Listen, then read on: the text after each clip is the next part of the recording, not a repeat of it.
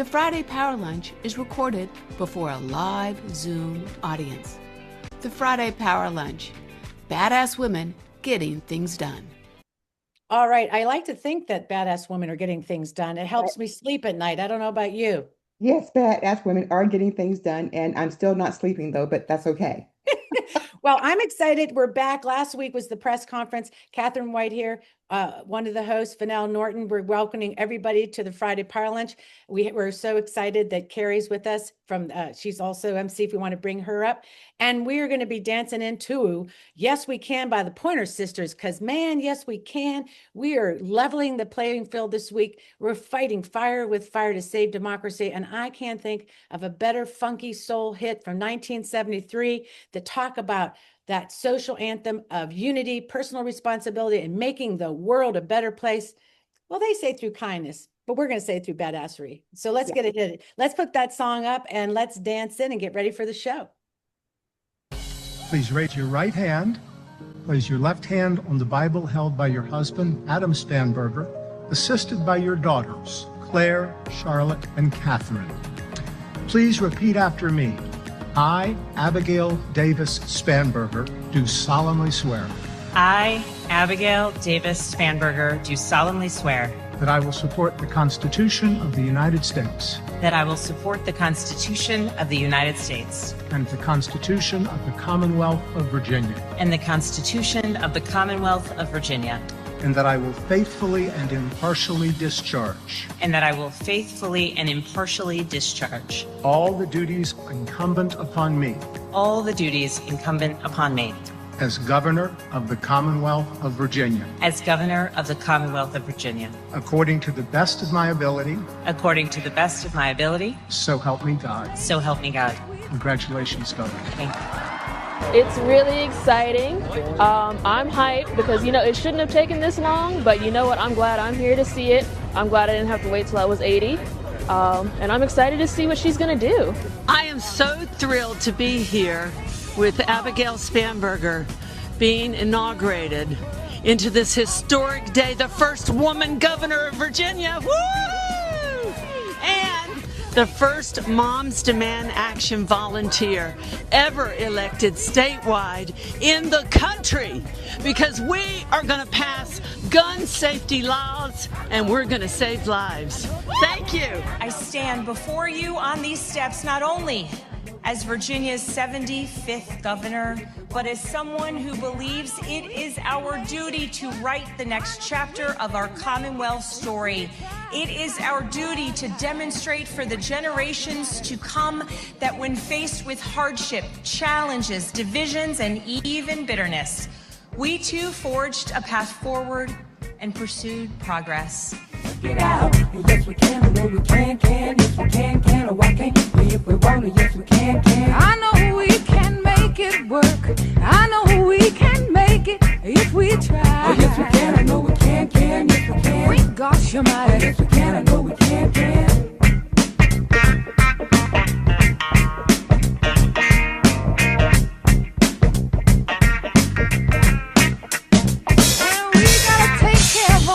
Children, the little children of the world, 'cause they are strongest hope for the future, the little bitty boys and girls. We got to make this land a better land than the world in which we live. And we gotta help each man be a better man with the kindness that we give. I know we can make it. I know that we can. I know darn well we can work it out. Oh yes we can, I know we can, yes we can, oh why can't if we want it, yes we can. I know we can make it work. I know that we can make it if we try. Oh, yes we can, I know we can, yes we can. Great gosh almighty. Yes we can, I know we can. As Virginia goes, so goes the South, perhaps America and the world.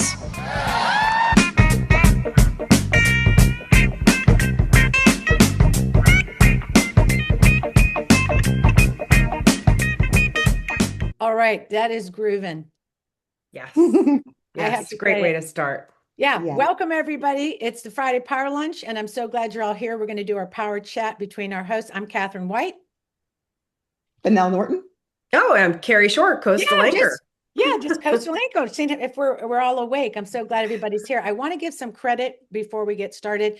You're seeing video by Chuck Moran. He came down to the inauguration for the Virginia new governor Spanberger's inauguration in Richmond, and he took that footage. Thank you, Chuck. He's a videographer. He lives in Charlottesville, and also Mark Pierce is an activist out. Let's shout out to Shenandoah Dems. They've been protesting, and that was, I think, from Woodstock, that footage. Thank you for that. We've been following you, and Mark and the activists have been doing some great work out there. And of course, the clip from Spanberger's speech herself. And we saw this historic, I want to talk about that pomp and circumstance almost again. We saw Mikey Sherrill, Abigail Spanberger, and like leadership that we need in this moment. So that's where I'll just sort of say, inspired me to make the video. The yes, we can. We need leaders to do it. We have some real strong leadership, and I'll be talking to Simon Rosenberg about that a little bit. So I'm going to open up to you. What do you guys, what's on your mind today? Well, of course, I was so inspired by Peggy Pridemore's comment on the video because Abigail does feel like one of us.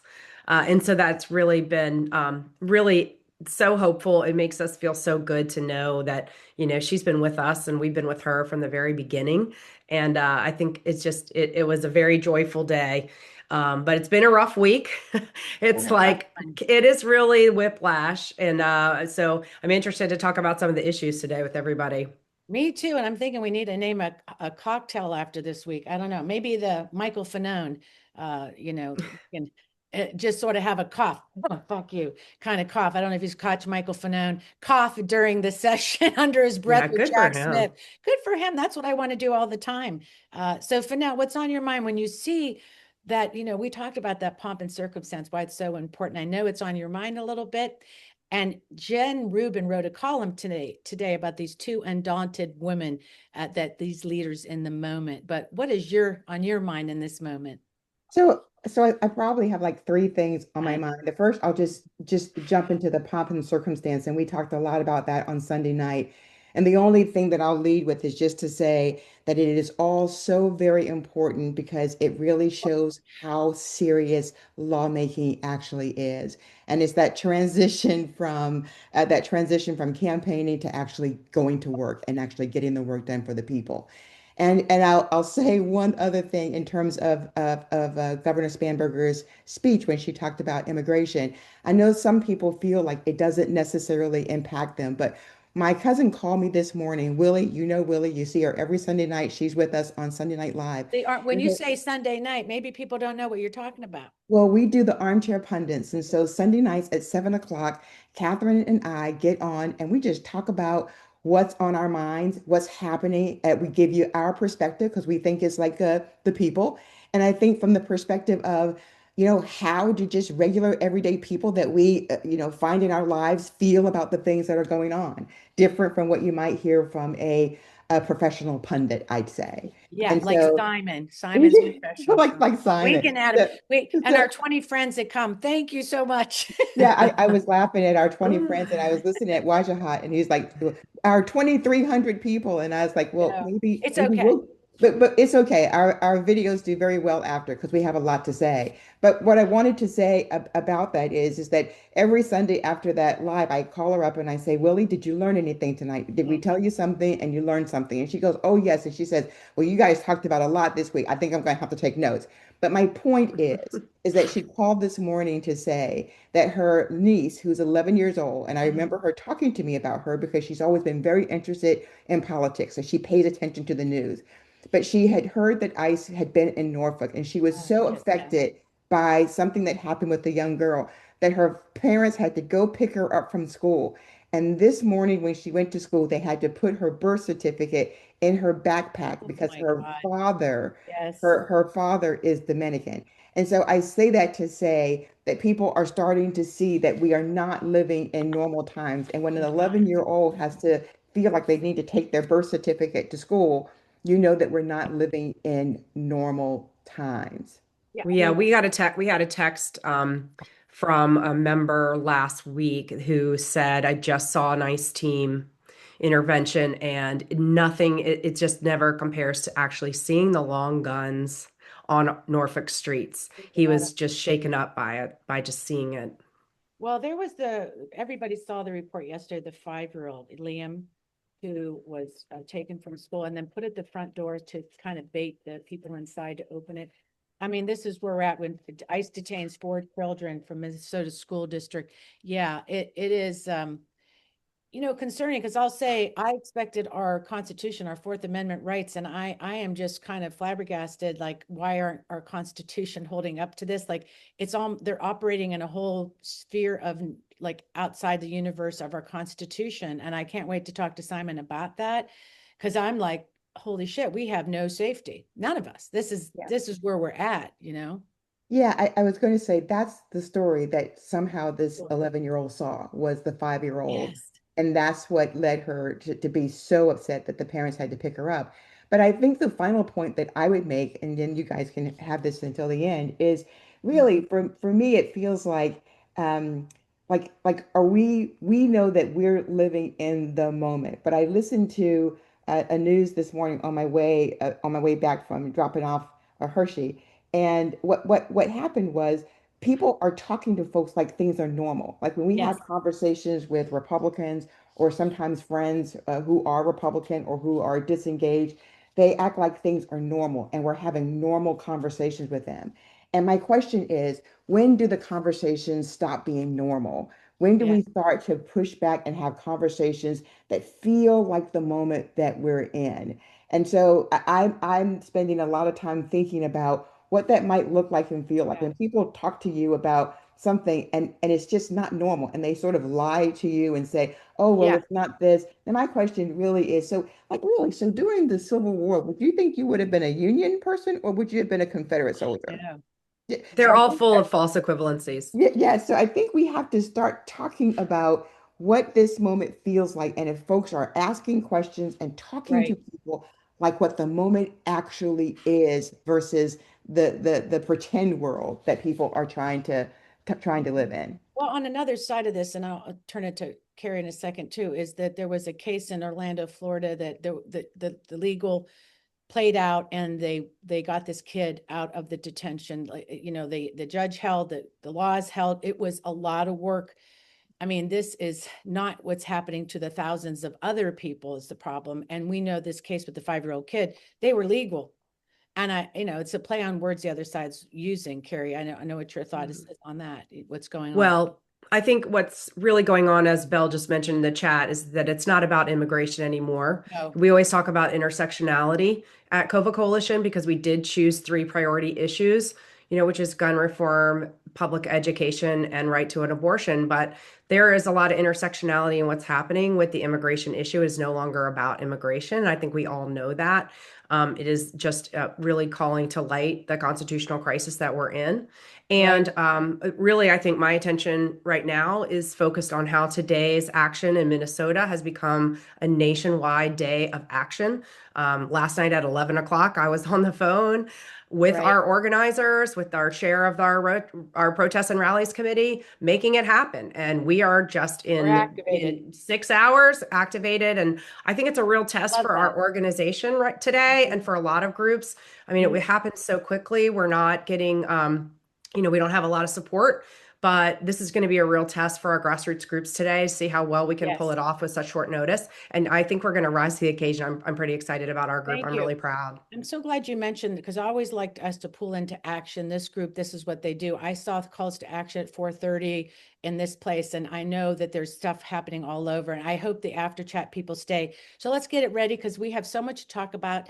Let's do some show business. Hello, it's Network Nova Live Friday Power Lunch. It's January 23rd, and you're on the Friday Power Lunch Live. We're your hosts, bringing you the guests, the issues, the action, fueling the grassroots, and across Virginia and coast to coast. We get things done and we make politics fun. Hey, the rules of the road. If you misbehave, we kick your butt out. Easy as that. After chat is our favorite community builder. Stay for that after 1 o'clock. We hope that the Yes team, Jackson Miller is here from the grassroots side of this.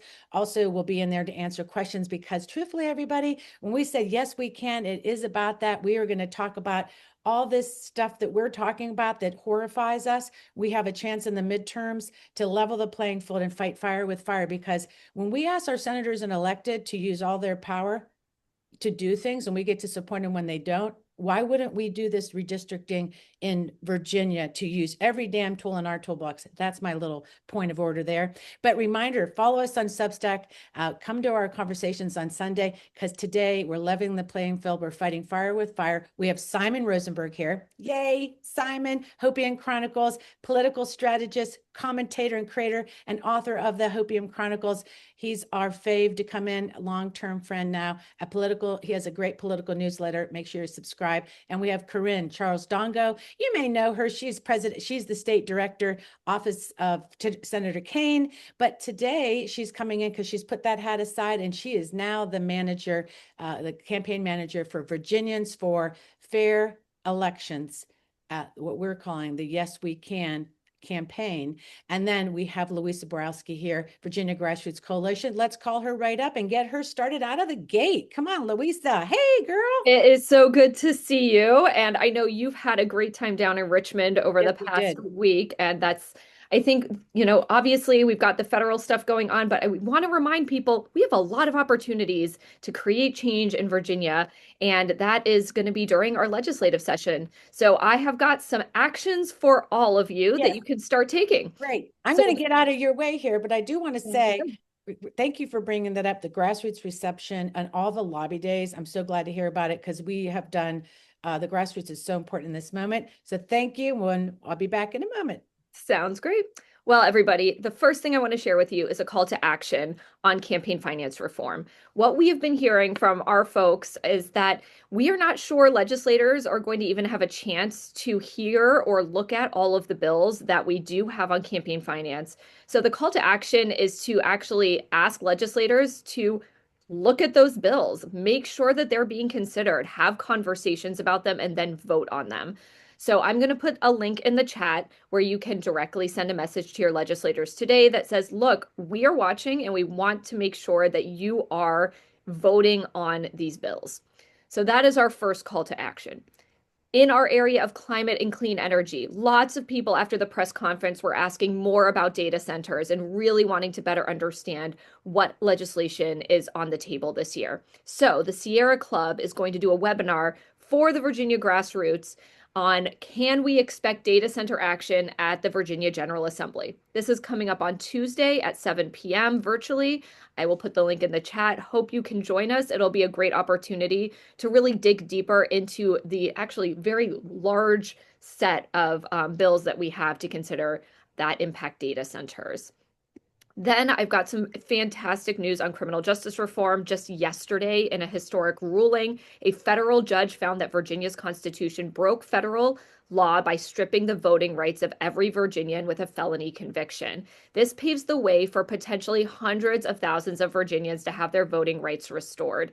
So I will put a link to the article on that in the chat. We're very excited. Obviously, this is related to the importance of putting the restoring the right to vote into Virginia's constitution. Virginia is one of 3 states that still does not have this in the books. And so glad we're taking that step, but also really glad to see that we've got the federal judge supporting it too.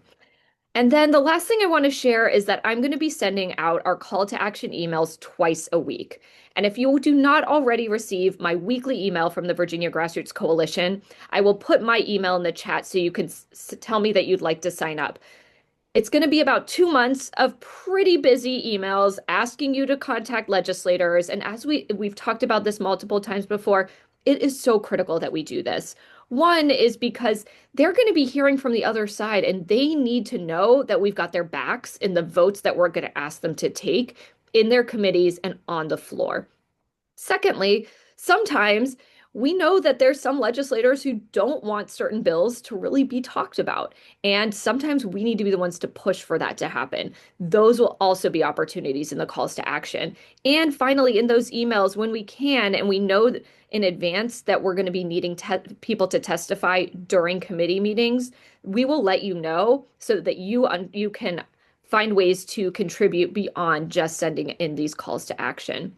And then finally, as I mentioned during the press conference, we will be following revenue bills as well. And we are going to hopefully have opportunities to send calls to action to you on those revenue bills too, so that we are bringing in new funding to allow us to fill some of those gaps that we're seeing from the federal space.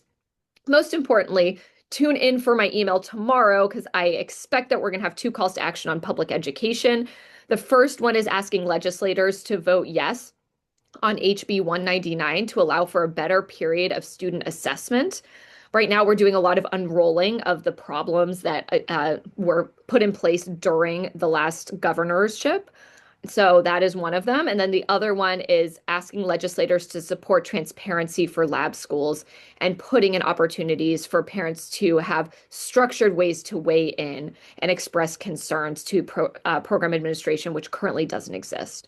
So there's a lot going on. There will be a lot every week, probably for, up until March. So please, I will put this in the chat, but contact me if you're not receiving my weekly emails so you can get these call to action emails. Awesome. Thank you so much. And for people that aren't in Virginia in the room, you can still join the Grassroots Coalition table because this year is a midterm and we will be working together.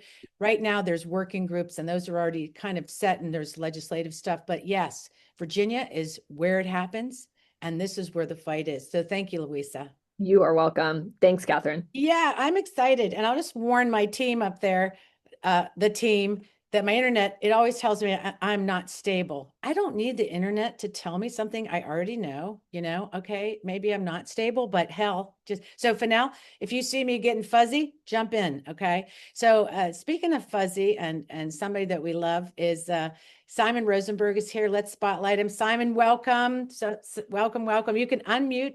We can get you in here. I'm so excited to see you. And for people that are new to understanding who Simon is, he has a storied history, highly, respected political strategist. And now he's just really helping lead this charge with this grassroots community. And he is the founder of Hopian Chronicles. It's bringing us hope and fight and grit. How you doing, friend? I'm good. Congratulations on an amazing week, everybody. Well, it is. I think when I started the video out showing Spanberger and Cheryl, I think we have to remind ourselves of this, that we're building this strong leadership team. And we'd like, I want to talk to you about that later, about some of your thoughts of how we use that kind of power. I also saw you on the Grassroots Connector last night with Susan Wagner, and it was, you were just going at it. And I thought to myself, you usually interview everybody, but you really got to just talk.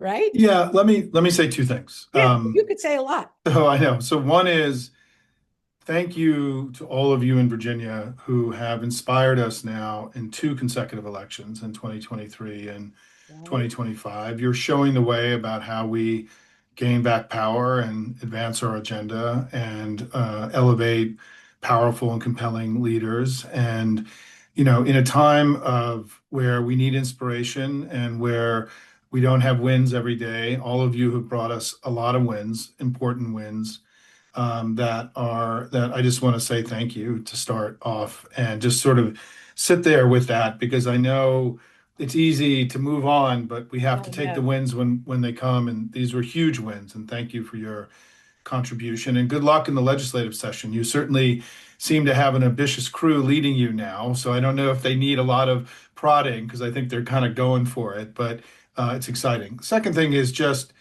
nationally, I wrote a piece today in Hopium about my thoughts for the family about how to approach 2026 and how to be thinking about how to make this year better than last year. And I'll just say 2 quick things and leave it to your questions. Is that one is I think we have to acknowledge that 2025 was very successful for us electorally and politically. We won elections all over the country. We're of all kinds, including in Virginia. We, by the way, I have a new camera and I can't figure out how to make it. I'm a little too close, but it's you look good. Okay. And we had elections all over the country and won elections all over the country. We're beating back the redistricting ploy. The Trump approval rating is in the toilet and is getting worse, and he's now unpopular. His agenda is unpopular. So over the year 1 of Trump we had really consequential wins that really matter and that should hearten us and steel us for the battles ahead. Because when we fight Trump, we can win, right? That's part of the Right. lesson. But the second lesson, or the second takeaway for me, is that where I don't think we did a good job was in minimizing the damage that he's doing to us and to the world, and that we need in 2026 to develop new and more powerful muscles to to mitigate the damage he's doing and to confront him far more directly. And I think the first place we're going to be tested on this is going to be in Minnesota. I mean, if you look at what the Europeans did in this week, where they humiliated Trump so definitively on the global stage, one of their nations was attacked, and the rest of Europe, Denmark, and the rest of Europe rallied for Denmark. Well, one of our states is being attacked. And what can the free states and the free cities of America and our congressional leaders do to rally behind? We heard Carrie talking a little bit about what she was doing earlier. And I think this notion that we now in 2026 need to figure out a way to overcome one of the greatest challenges we have in this moment, which is if we were in a parliamentary democracy, there would be a shadow prime minister, shadow foreign minister, shadow, Homeland Security secretary, all who were part of the government, right? So there's a formal opposition government built into their political system. We don't have that in America, and I think what we're learning is that we're going to have to create some version of that. And to me, what that is going to be the governors, congressional leaders, the big city mayors coming together to sort of draw a few lines in the sand about where they're going to fight Trump across the board, all across the country, using the power of the states coming together so that we're not fighting alone, but together. And I call it that we need to have in 2026 a coming together as an opposition movement in America. I think that's part of the learning I've had from our successes and unsuccesses and not successes in 2025. Right. And I think what's happening in Minnesota is an early test of whether or not we can meet the moment together in 2026. Right. I feel like it's a testing ground too. You feel like they're like testing by doing this to see what the reactions are, where they're successful, where they're not. So I agree with you. And I listened to your conversation last night, and that was on my mind this morning. So I'd like to dig a little deeper. And like when you're thinking about this in history, that you can do an analogy when you listen to Anne Applebaum or, Timothy Snyder, like having this almost building this force out. It's like with Empire Strikes Back, like we're building that other force. But I saw Gavin Newsom go over to, the talks overseas in Davos. And I thought, and I can't remember exactly what happened to him, but I think that the world needs to see that we have this opposition and it's strong and it's full of really strong, good, leaders are willing to stick in the fight. Because that's probably one of the global issues bothering a lot of people is NATO, Canada, and listening to the Prime Minister in Canada's speech, Mark Carney. What are some thoughts around that? Like when we're looking to really build it out in history, what that would look like. And I think we should do it, especially the governor. People have said, where are the governors? They can really do a lot, So let me make a couple points. Is that I've really, I've been doing a lot of thinking and talking to people in the last few weeks, and a lot of this stuff is kind of new. And the talk with Susan last night is a much longer, which was wonderful. And it was great to see Susan.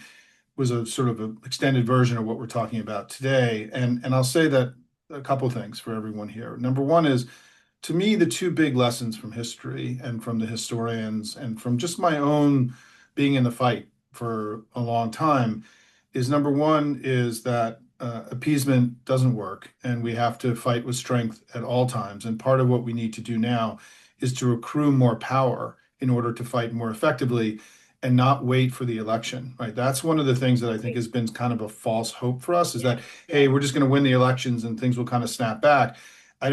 We have to be fighting with greater force and power now and not in January of next year. The second thing, though, the other lesson that I think we're going to be tested on in the family is that we need to hang together or we're going to hang separately. And what I mean by that is that the thing that Putin and Trump and JD Vance want more than anything is for us to factionalize and fight with each other instead of fighting with them. And we know that that's going to be hard, right? I just want to say that there are going to be people in our family who are going to be focusing on primary challenges and everything else. And I just want to remind everybody that there are two lessons from history, not just one. And that if we factionalize and if we fight with each other and we split, then the fascists will stay in power for a generation. And we have to take ownership over that in our actions. The third thing, just responding to your question, is I do think that we have to start imagining ourselves now that we're getting out of year one and start to take and raise our gaze. I think we're in a 10-year battle, in year two of a 10-year battle to try to create a new birth of freedom here in America and everywhere in the world. And that this notion that what's inevitable is oligarchical and autocratic consolidation is something that we have to reject. We have to start visualizing success of how we're going to come out of this very unsettled and difficult period with a world that looks more like what you just experienced in Richmond, for all the people of the world, not just here in the United States. And what I mean by that is that, and that's why I think that we have to place ourselves in a global movement for freedom and democracy, one that we used to lead, but now that is really being led by Europe, to be honest, and where we have to sort of, start. And I think it's why what Gavin did by, raising the American freedom flag in Davos was so important. Chris Coons led a bipartisan delegation to Denmark and to Davos before that, which was the first kind of organized freedom delegation that went to Europe to sort of say, hey, we're fighting Trump, and we raised the freedom flag. And I think that, we are all going to have to get more ambitious in order to prevail. But I want us to, if the big message I want to leave all of you with today is that there is as high, when we began the Revolutionary War, we were losing in the beginning. When we began the Civil War, it took years for Lincoln to find his Grant in order to win that war. Sorry about that, Virginia. It took in World War II, right? I mean, were bombed in Pearl Harbor and we got off to a slow start. It's very possible, but in all those conflicts, we won and prevailed. And I think that what we have to be thinking about now is that we have to create a vision for success and victory. We have to visualize success and victory and then build a politics that will make that happen. You guys have begun to lead the way. Virginia, I think, will be a very powerful voice. Abigail Spanberger has the ability not just to be a good governor of Virginia, but an incredibly powerful voice in this global conversation about freedom and liberty and democracy. And I think that what I just want you to, if I can, just to finish, is that I just imagine, a year ago, Assad fell in Syria. His family had been in charge of that country for over 60 years, and something like a democracy could emerge in an Arab country in the Middle East. Maduro and his rancid regime may fall. The Cuban government may fall. The Iranian government may fall. Russia is not winning the war in Ukraine, and Putin is running out of money and time despite Trump's desperate effort to try to prop him up. There is a scenario where in the next few years, some of the worst autocratic and repressive governments all fall all around the world, creating an opportunity for what Lincoln called a new birth of freedom.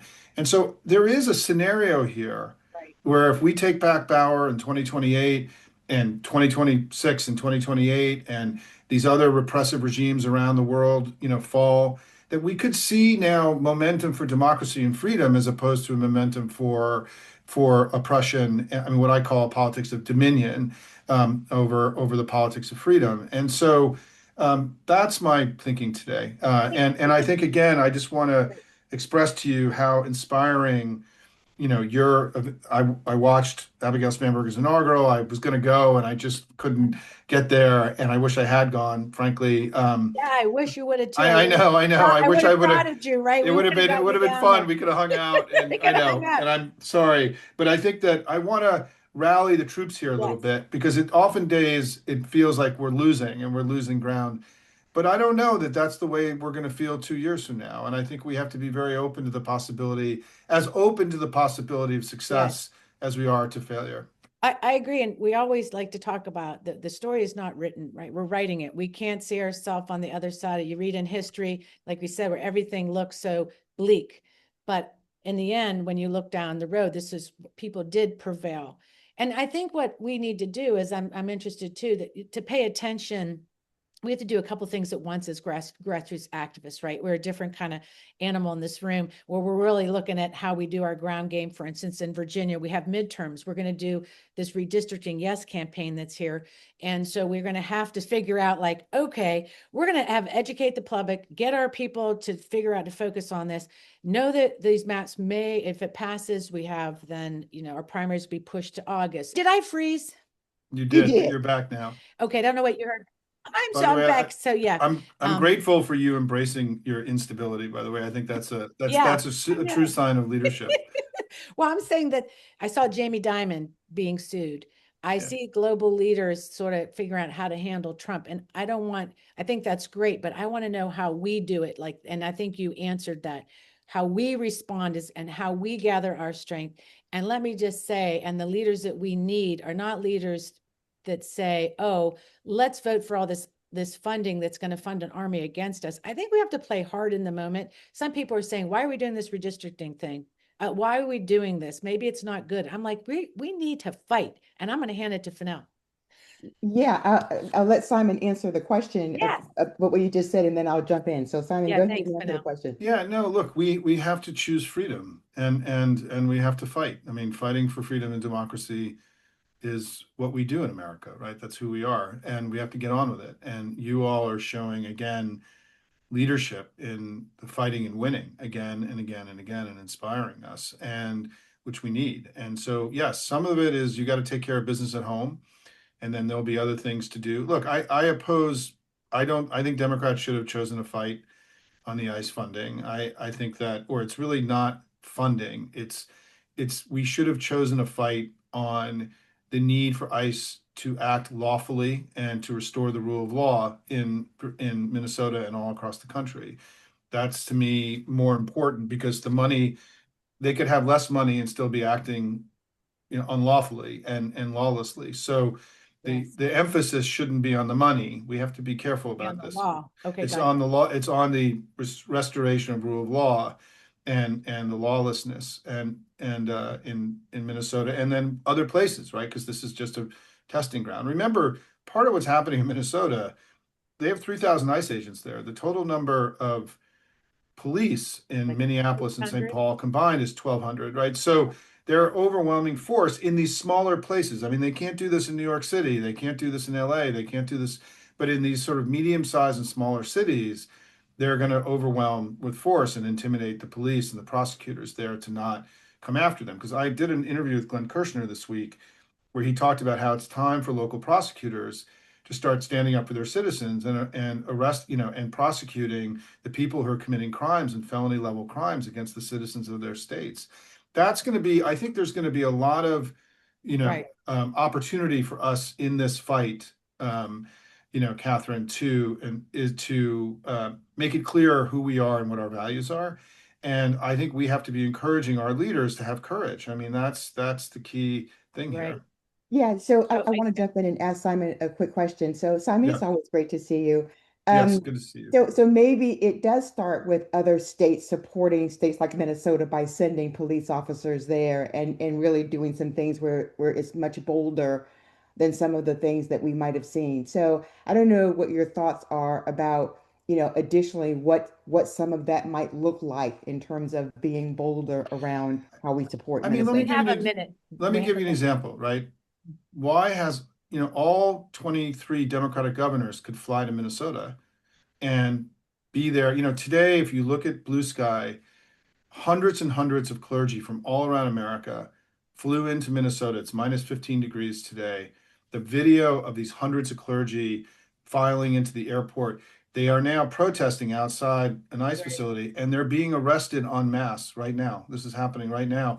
Clergy people from all over America. How did clergy beat Democratic politicians, right, into coming and supporting the people of Minnesota? One of the things that all of you could do is do food drives, because basically the economy of the Twin Cities is completely broken down and there's enormous issues with food distribution and everything else. And there are things we're going to learn how to do. I mean, the people of Minnesota, like the Ukrainians, are pioneering new tactics to fight the regime that we have to learn from. And one of the things I'll do, if I can just close, one of the things I'm really proud of is that I raised, I help candidates and party committees. That's what I do. That's the Hopium thing. We raised $70,000 for the Minnesota party last week to expand their operations during this period and help use the sort of the innovation there to inform other state parties all around the country. They're already working with the main party now, collaborating in order to help Maine as ICE comes into Maine. So, we're all going to find these new ways of networking with each other and beating back the regime. The critical thing is we have to continue to act with courage every day. And when I get asked about, staying in the fight, I just think of Zelensky. And if Zelensky can get up every day and keep doing what he does, given what he's doing, then fuck all, we can all do it too. Yeah. Love you guys. Good luck. Thank you for everything you're doing. Congratulations on an extraordinary set of victories. But you have a lot more to do in 2026. Yeah, thank you, son. We're going to talk about that now. So Okay. thank you. See you, everybody. All right. I'm going to hand it over to you all. We have a little segue. We have a video, and I want you to do your thing. You're going to do the video? Yeah. We can work it out. Oh, yes, we can. I know we can. Yes, we can. Oh, I can't. Well, if we want to, yes, we can. I know we can make it work. I know we can make it if we try. Is it worth it? And you know who I thought about? SNAP recipients who will no longer be able to feed their families. I thought about the constituents in the 85th district who have told me that with the expiration of the health care tax credits, they will lose life-saving treatment because of our current situation. Is it worth it? Is it worth it to the federal worker who got the job for upward mobility and was fired because of DOGE? Residents who want to be able to safely walk the streets and not live in fear. Virginians who want their First Amendment rights back to be able to speak out against this administration without someone knocking on their door. Is it worth it? Is it worth it? My answer is yes. In North Carolina, gerrymandered a map so hard that Republicans got the 218 majority and are now the party in power. Those actions that those 218 are taking impact Virginia every day, Mr. Speaker. You know this. Our budget, affordability, our freedoms. And so it's time that we level the playing field. And it's time to let the voters decide. Do you want this new dysfunctional norm, or do you want to fight back?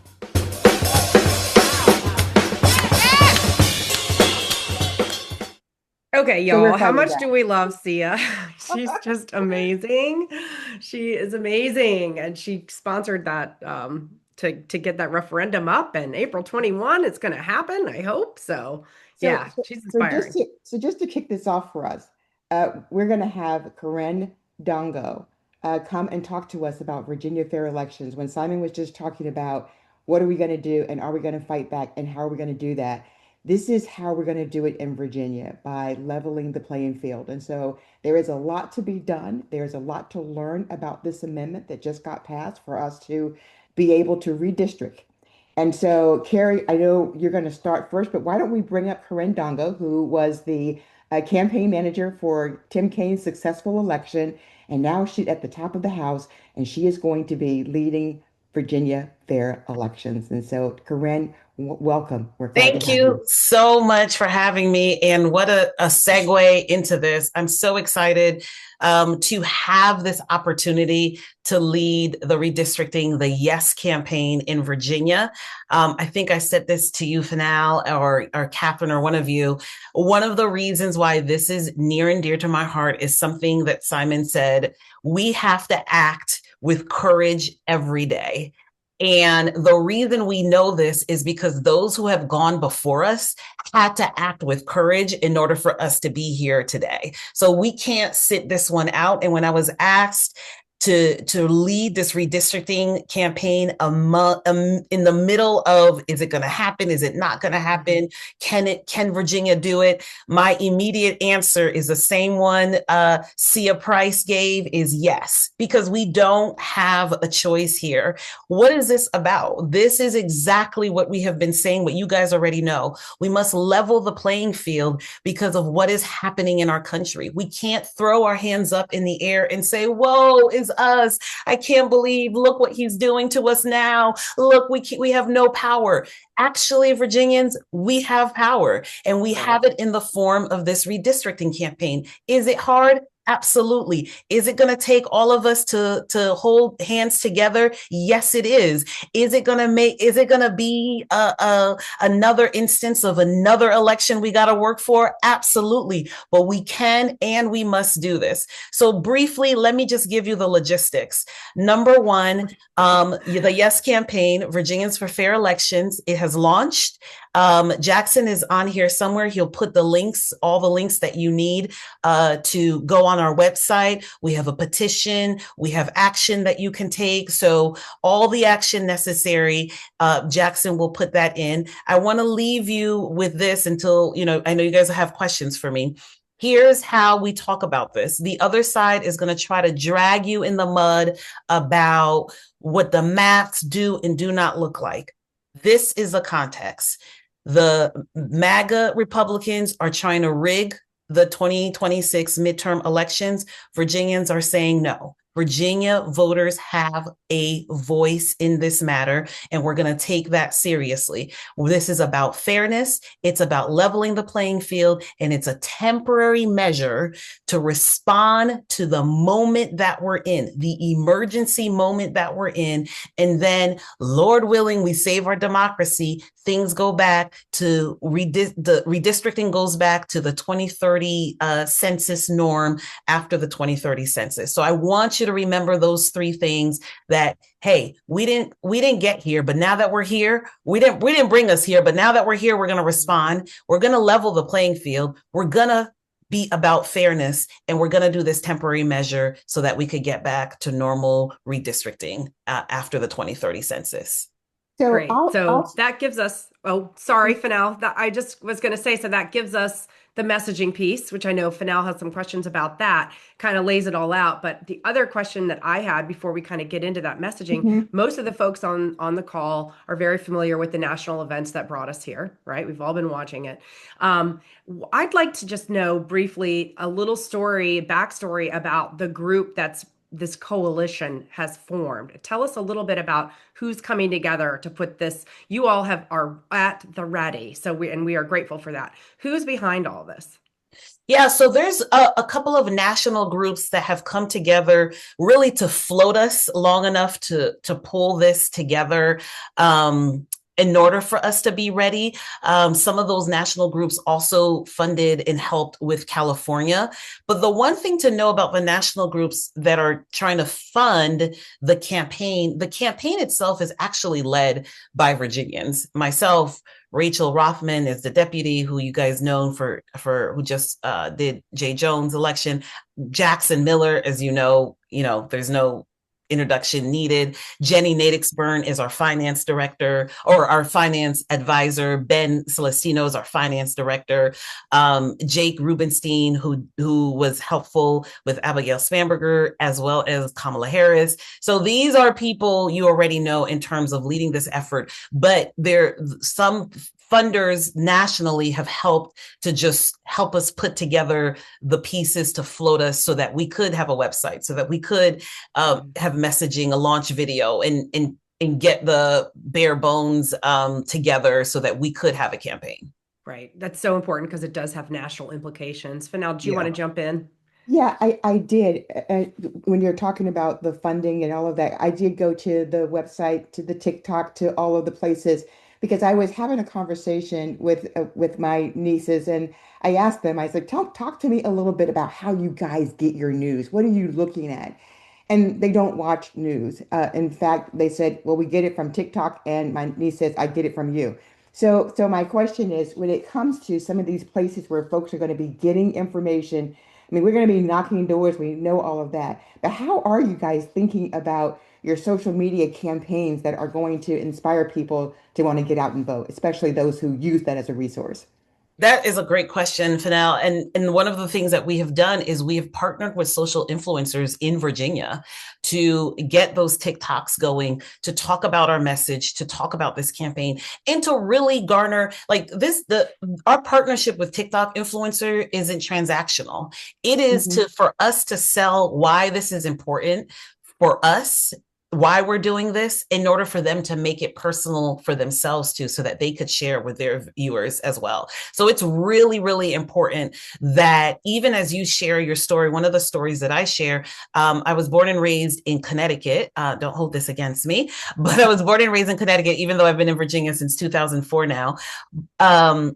My parents, though, are Haitian immigrants, and my parents worked in a factory, and my mother lost the tip of her forefinger in a factory machine, helping to making sure that we had greater opportunity, that we lived in a democratic country, that we could go to college. So when I think about the sacrifices my mother and my father made so that I can live and grow up in this country and have the opportunities that I have now, and not just sacrifice in word, but sacrifice in, literally, bled for this, I can't sit this one out, right? I can't just sit back and watch democracy being torn apart and not say anything. So, and that's why it's so important. And you guys all know this. That's why you're such a dynamic group. Our conversations are not transactional. Our conversations are about why we live in Virginia and do this work every single day, why we're showing this courage every single day. It's because it's personal to us. We have children, we have grandchildren, we have nieces. We want to leave this country better than we found it. And this is our opportunity. This is our time. And we have to step up to the plate. I really think that, our arguments are very strong, obviously, but it seems like things are, they're kind of stacked against us. They're out of the gates as well. They've got some websites, flashy looking websites for their campaign already. But one big question that came up among the leadership team of my group last night is this new bump in the road that happened yesterday, where the same Tazewell judge who has voted in your favor twice has asked for briefs to be submitted by both sides to justify why this should remain on the ballot, despite the fact that there are some timing issues, some negotiation with the Constitution and the law. But basically, the gist is that the Democrats were too late to get this passed because of the dates of the election. So what are your thoughts on that? What are you guys telling people about that? What we're telling people is we're staying the course, right? We always knew that they were going to try to stop us in court because they don't want voters to see this. Like we're bringing this to the voters. Voters get to decide, and they want to stop that process and not bring it to the voters. And we are going to press ahead and insist that we are going to allow voters to determine this and let their voice be heard. The other thing that we're telling people is that we do think we're on strong legal ground, and then we're going to just let the legal team and the court handle this. But on the campaign side, our point is let's message, let's talk to voters and stay the course. So we are full steam ahead and staying the course on this one. I appreciate that. I really do. Yeah, I wanted to ask this because one of the things that I was having a conversation with someone, and I know people have different feelings about it. I know that how strongly I support this and feel about it. But folks will say, and the Republicans will say, you guys talk about gerrymandering all the time. We're not using the word gerrymandering, but people will feel like, hey, you guys fought for this, and now here you are doing what you fought against. How would you tell people? Is this still a personal story? How would you tell people to talk back about that? Listen, in Virginia, it's about, at the end of the day, districts will just be more competitive. That's the reality. Now, the fact that as Democrats, we put up better candidates, we have a better strategic political, policy plan, and we execute for the people makes us the winners for all those reasons. But the truth is, it's just making it competitive. And honestly, don't every citizen across Virginia deserve representation that are not just dialing it in, that are not just going to do what the president tells them to do and not think about the impact? Look at our farmers. Look at the impact that farming has had, the decisions that the administration has made has had on our farmers. Look at our teachers, decisions that the administration has made has had on education. So I really think we should just talk about this as like, things will get more competitive. Every district will get more competitive, but it is important that we as Democrats, we continue to put up better candidates and have better policies and talk to our voters. And that's what this is about. Yeah. And I want to chime in. Good to see you, Corinne. So thank you for being see here. you And again. I think we're going to use the after chat. I want people to know that we're going to talk really in detail. Jackson Miller is going to stay with us because our thing here is then how we partner to work together and how from the materials to the doors to the phone banks, we don't want, we'll be getting into that in the next so many weeks.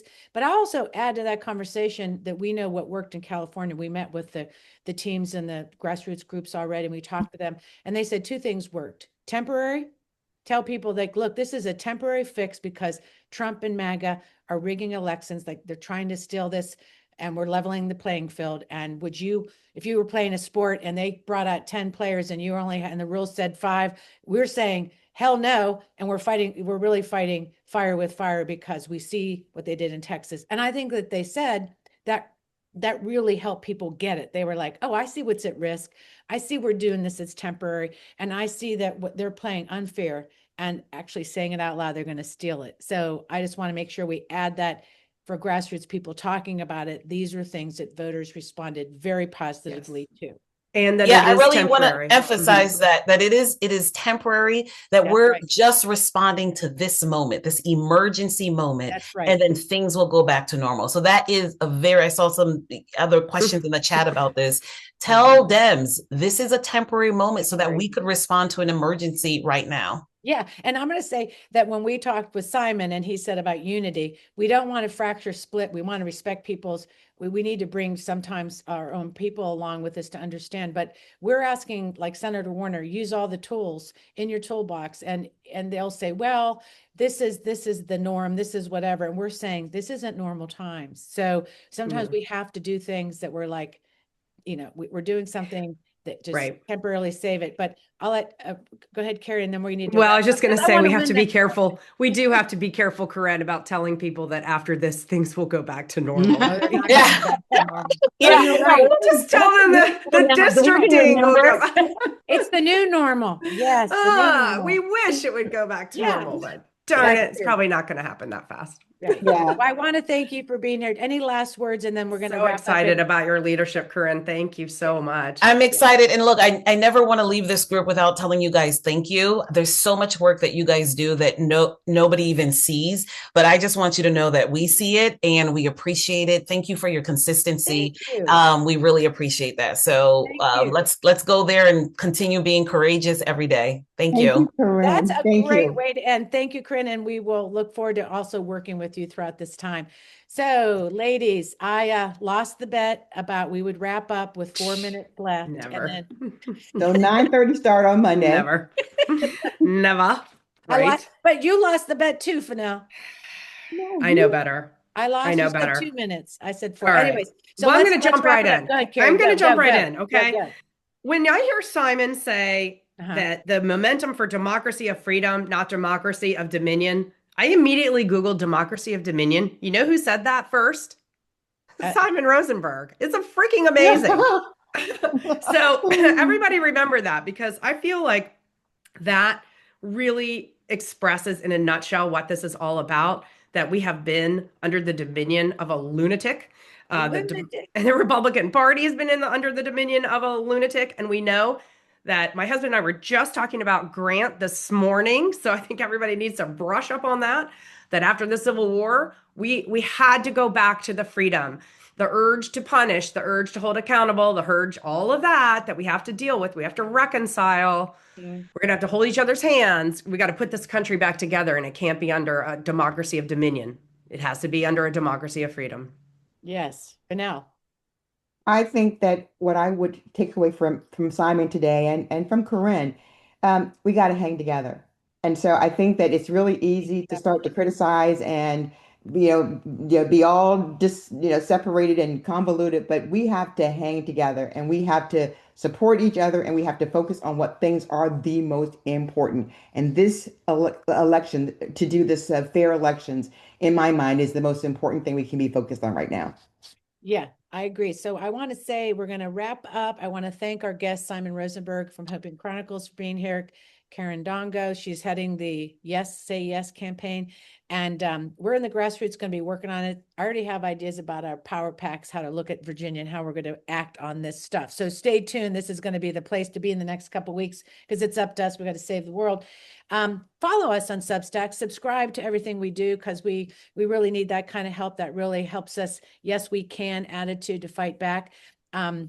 We're going to go to the after chat, but I also wanted to say that next Friday, we're going to do some Hoosiers are going to be here from Indiana. We're going to learn about how they defied Trump, how they put their strategy together. Mary Noon will be here. She's awesome, campaign strategist, and really had a lot to talk about that we can learn from them, even though it was sort of the flip side.